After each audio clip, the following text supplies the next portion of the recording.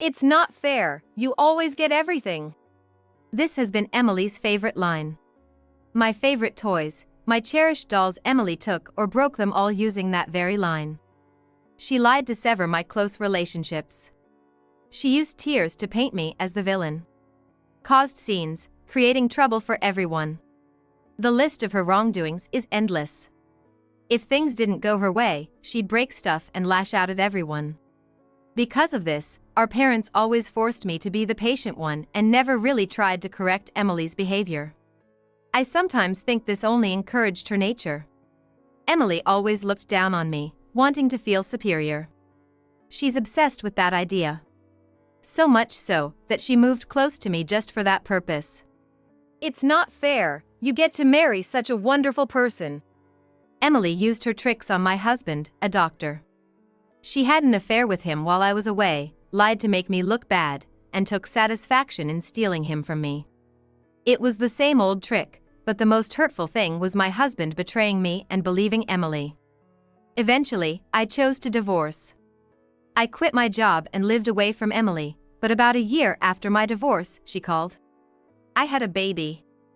So come over with a baby shower gift to celebrate. Sure, I'll come with my husband, a lawyer. What? A lawyer? Emily hadn't changed a bit. She still tries to look down on me, wanting to feel superior. She wouldn't hesitate to hurt anyone for that. That's something I can never forgive. So, I need to make sure this never happens again. I have the right to ask for compensation. I'm Sarah, 32-year-old woman. I am working as a nurse in a general hospital's internal medicine ward. I attended the attached university and worked here for about 10 years to have my student loans forgiven.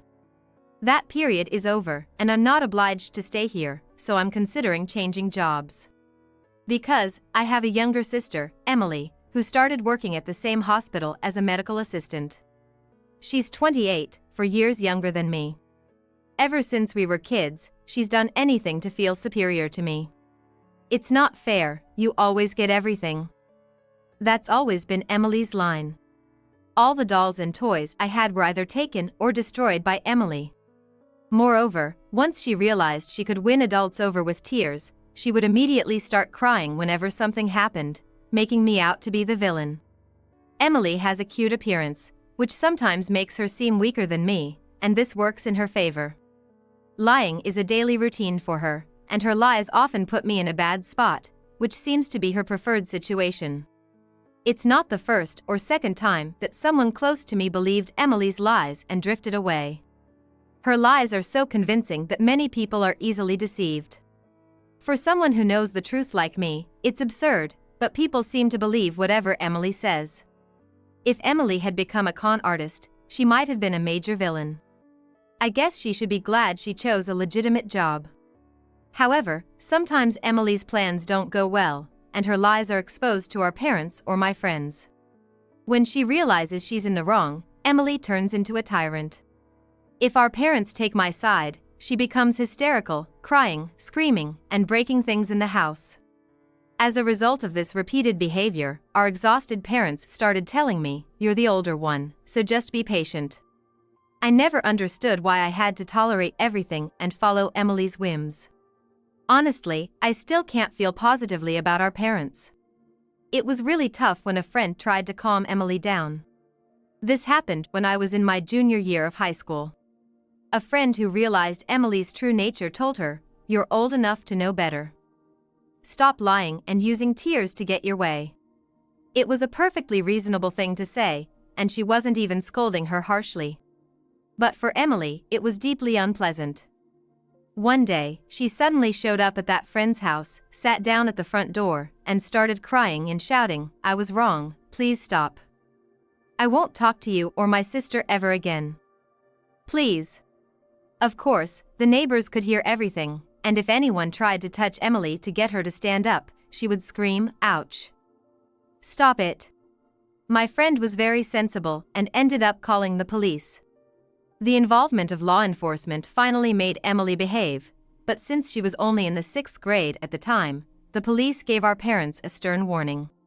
When things didn't go her way, Emily continued her tantrums, and for some reason, I was the one who got a scolding from our parents for provoking Emily. I just felt terribly sorry for causing trouble for my friend. I had a few friends who knew Emily's true nature, and they always encouraged me. I think I was able to survive in that house because of them. So, I decided to distance myself from Emily as much as possible. The first step was to move away from home.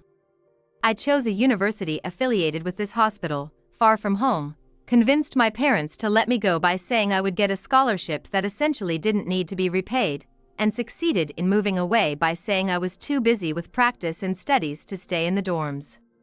Since then, I've hardly returned home. I was leading a busy but fulfilling life, but this year, Emily started working at this hospital. She came to the nurses' station and acted sweetly, saying, "I'm so happy to work with my sister."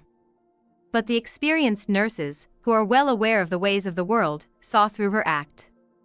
They realized she was suspicious, which gave me a chance to explain my relationship with Emily and get a sort of pardon from having to interact with the administrative department. I'm grateful for that. I really don't want anything to do with Emily. I don't know what might happen if we interact, and I don't want her to know anything about my work or personal life. That's why I'm seriously considering changing jobs now. Sarah, are you sure you don't want a wedding ceremony? My husband, Aiden, asked me as we were having a quiet dinner at home. Yeah, I'm just not interested. Sarah, you have such a great figure, you'd look stunning in a dress. I don't want to stand out. Aiden and I got married last month. After dating for about half a year, he proposed and we quickly tied the knot. Aiden, a doctor in the same internal medicine ward, is 37 years old. He's popular with patients thanks to his refreshing smile and kind demeanor, and he's well regarded by the nurses for his gentle approach. I had a good impression of him too, so when he asked me out, I was pretty thrilled. Do you want to keep it low-key because of your sister? I had told him everything about Emily when we decided to get married. I wanted as little contact with her as possible. I didn't want her to know about our marriage. Neither did Aiden want any contact with Emily. We just didn't know what could happen. Aiden listened to my story but didn't seem to fully grasp it. He has a sister and a brother himself and enjoys a very good relationship with them, so maybe he can't understand the situation between Emily and me. Yeah, something like that. But, you know, since she's at the same workplace, maybe you should tell her. No, really, there's no need. You're sisters, I think she'd be happy for you. In my mind, I knew the moment she found out, she would start plotting. That's why I decided not to have a wedding ceremony. The marriage announcement was only made to my parents during a meetup outside, and I made them promise not to tell Emily. They know Emily's character and probably won't say anything. My parents told me that Emily tried to get into the same university as me but couldn't because of her grades. Now that she's entered the same hospital as me, my parents seemed a bit worried, but their relief at not having to deal with Emily anymore was apparent.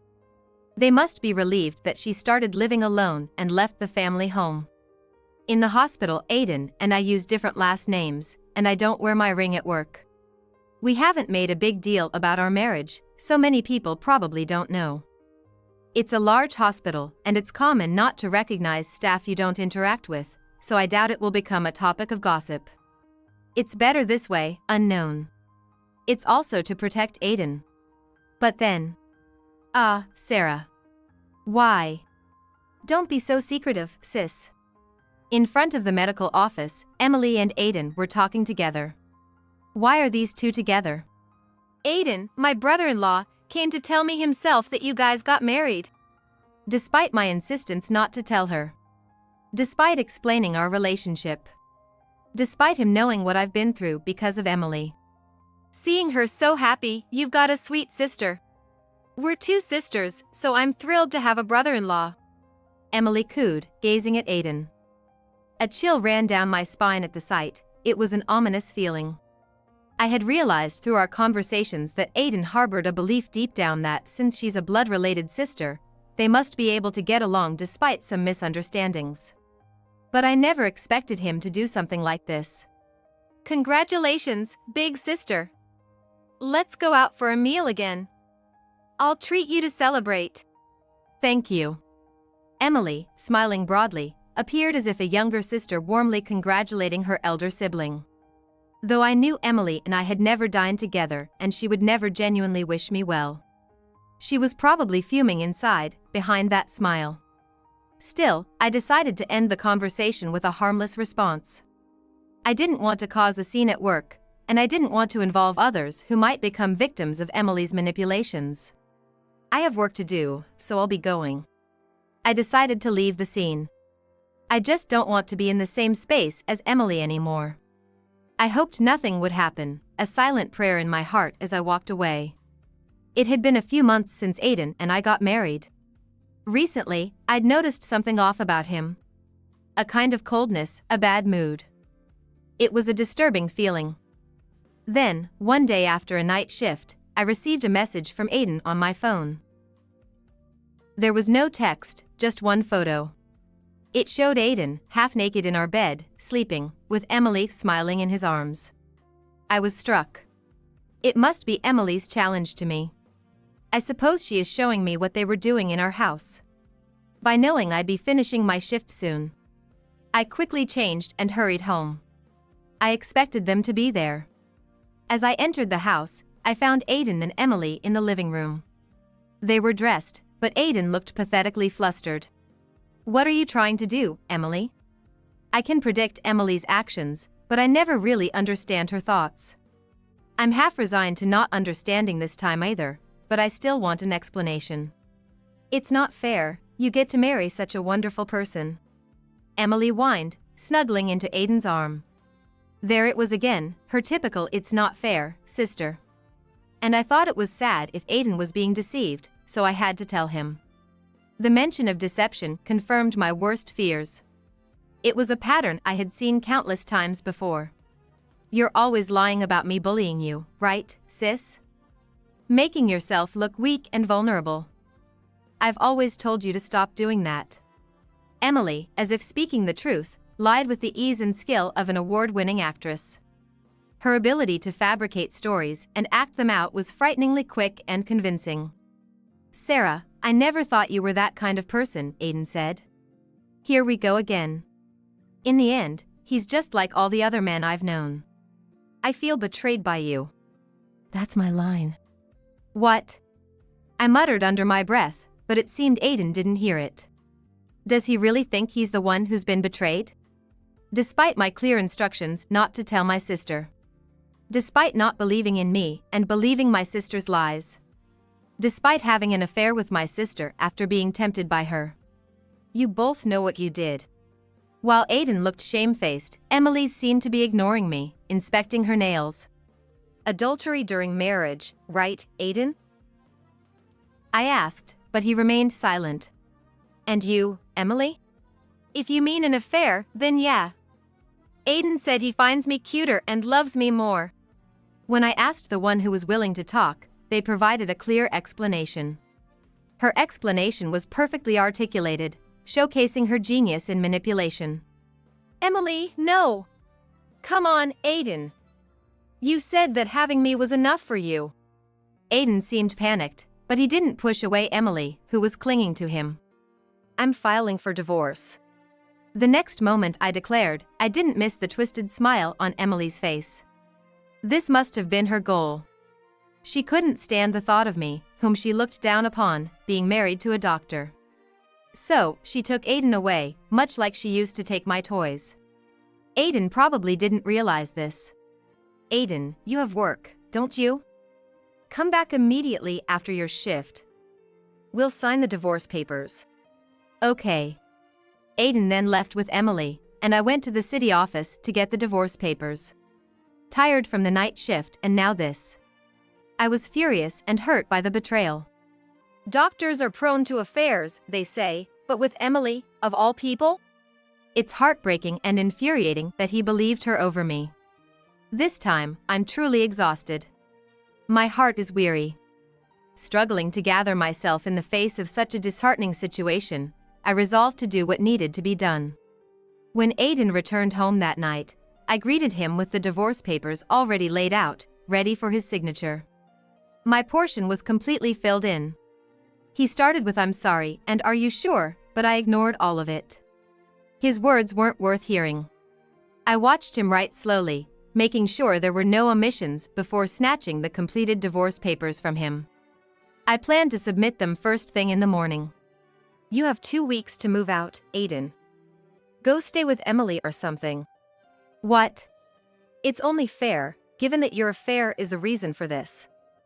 In fact, you should be grateful I'm only asking for 2 weeks. This way, I could prepare my new life alone in this house without having to see him. Now, please leave." "Now?" "Of course.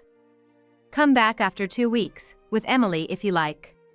After ushering Aiden out, I immediately blocked all communication from him and Emily. I decided to take a shower and then go to bed. Exhausted. Tomorrow would be busy, and I needed to rest. The next morning, I submitted the divorce papers at the city office. And then I went to work, where I used up all my accrued leave before informing HR of my decision to resign. I told them the whole truth about my divorce due to Aiden's affair with my sister Emily and the significant emotional toll it took on me. This would ensure they wouldn't try to persuade me to stay. Whatever reputation Aiden and Emily might earn in the hospital after this was none of my concern. I also started looking for a new home and decided to focus on my hobbies during this break. I'm passionate about bouldering and had been going to a bouldering gym at least once a week. I decided to fully enjoy this activity during my time off. Sweating it out in my free time helped clear my mind, and I began to think about making those 2 adults take responsibility for their actions. After all, I was not at fault in any of this. No need to suffer in silence. I have every right to take action, I thought.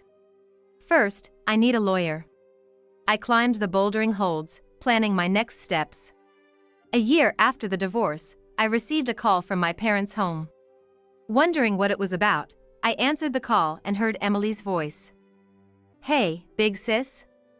So, it had been a year since I last heard it. "I had a baby, a super cute boy. Oh, and I married Aiden. So come over with a baby shower gift, we're at our parents' house right now." Emily was talking one-sidedly. I had blocked both her and Aiden, so they couldn't contact me directly and had resorted to using our parents' phone. She seemed delighted, thinking that marrying Aiden and having his child would hurt me. Her unabashed demand for a baby shower gift, without any remorse, made me sigh, realizing she hadn't changed at all. Despite the sigh that escaped my lips, a smile formed at the corners of my mouth. "Sure. I'll let Aiden know too. I'll be coming with my husband." "What? A lawyer?" Emily's voice dropped, clearly taken aback.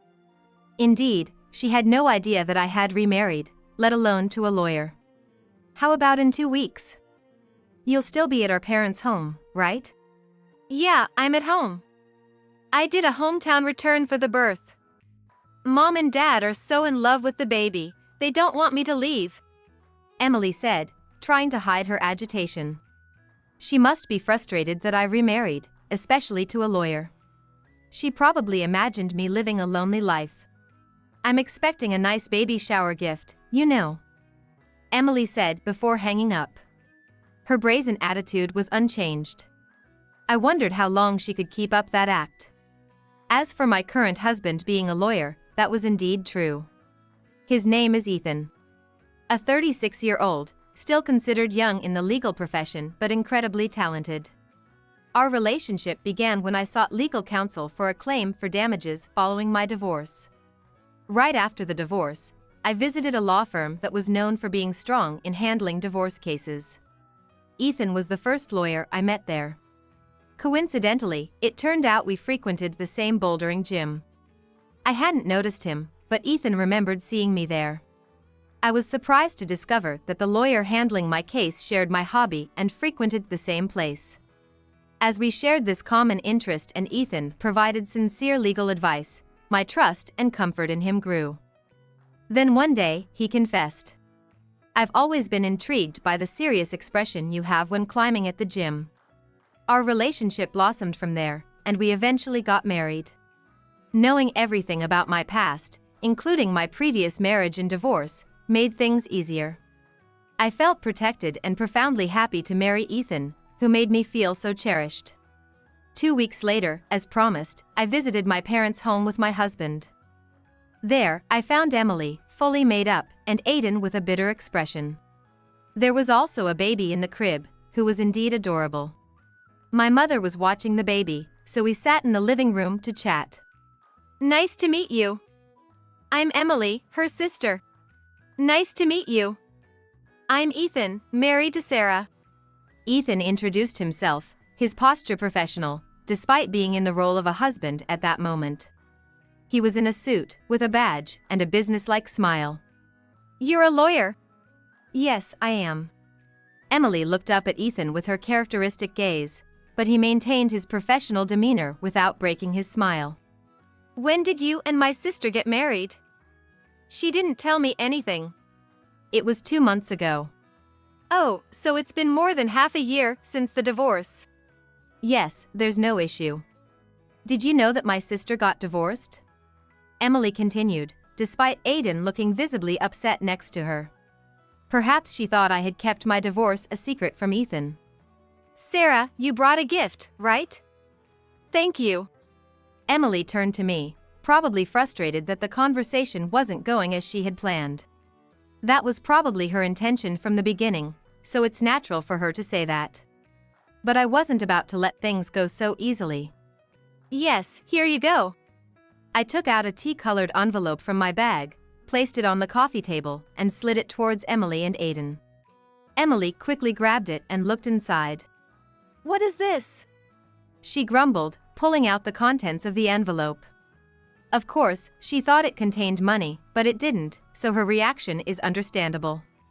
It was a set of documents for a claim of damages. It was against both Emily and Aiden. As written here, I'm claiming damages from both of you. "Now what are you talking about?" Emily raised her voice. "It's quite straightforward. I can still sue you too for mental suffering due to the affair you had after the divorce. When I first consulted Ethan at the law firm, he informed me of this time frame, and I thought I had plenty of time to make my move. I thought I'd wait for the right time to make the claim. If an appropriate opportunity doesn't arise, I can always file the claim whenever it suits me. So, there's no need to rush.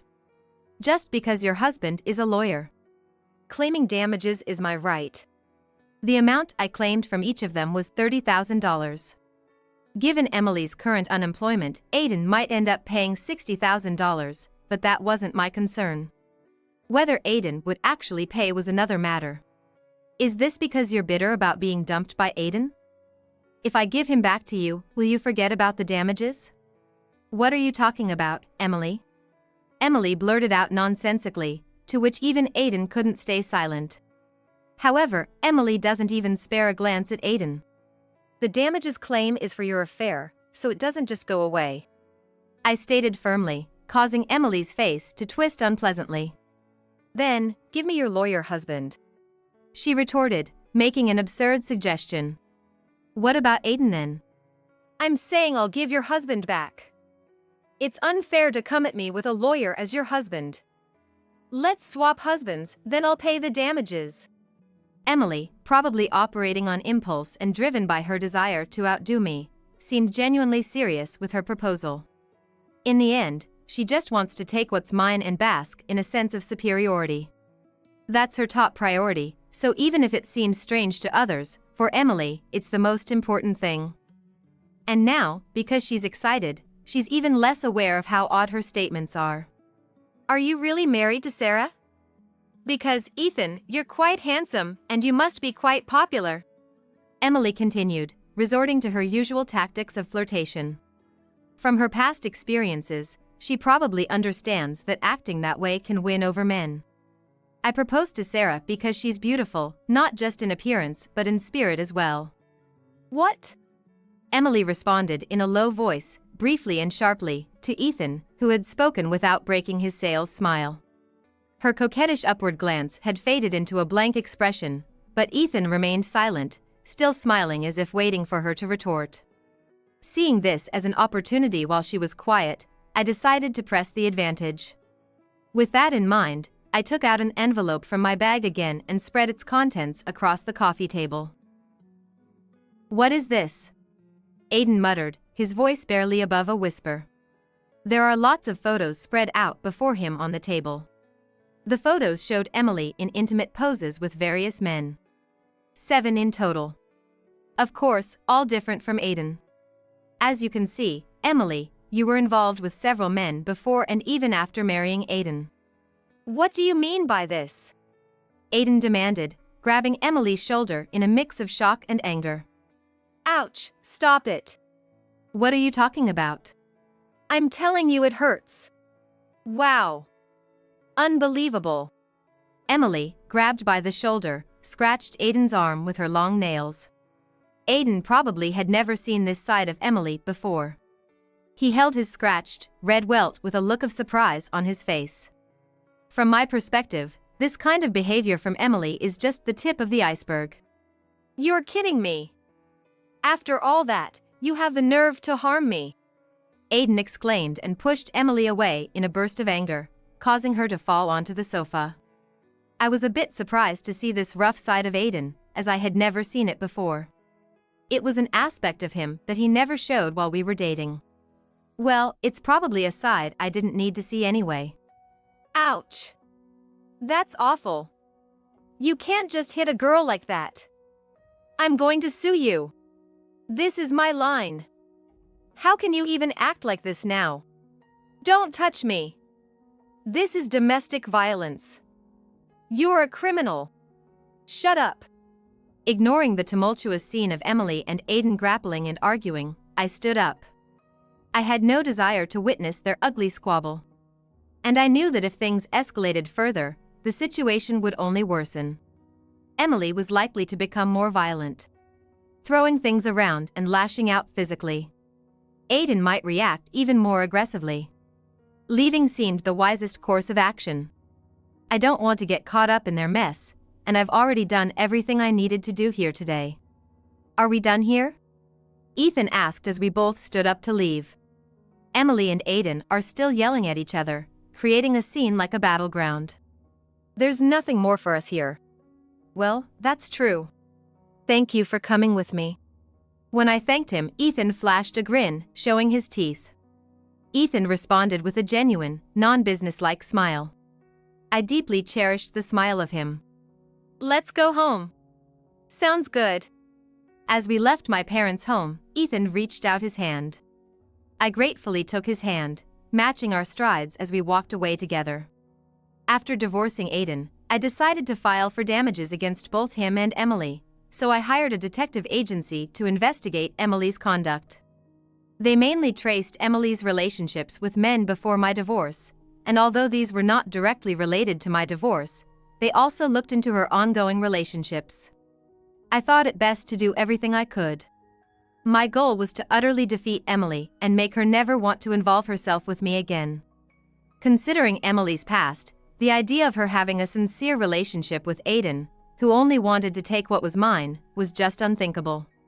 So, just to be sure, I had it investigated, and as expected, or however you might say it, a 3-day investigation confirmed her involvement with 3 men.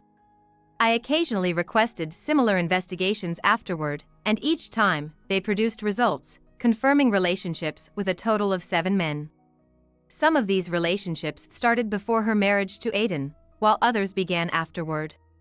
The private investigator suggested that the actual number of men Emily was involved with could be even higher. It seems that she was that unrestrained. I made sure to send evidence of these affairs, including photos, to the homes of the married men involved. It was important that Emily faced the consequences of her actions as an adult. For my part, I made sure to include in the damages claim documents that I had evidence of the affair, ensuring Emily and Aiden couldn't deny their actions. I had recorded the conversation when their affair was first revealed. I had to do it that way, otherwise Emily would try to escape by lying again. My experience with them had taught me to anticipate their tactics and take the necessary steps to protect myself. This time, I was acting not just out of hurt but with a resolve to ensure they faced the full consequences of their actions. This time, I was determined not to let either Emily or Aiden get away with their behavior.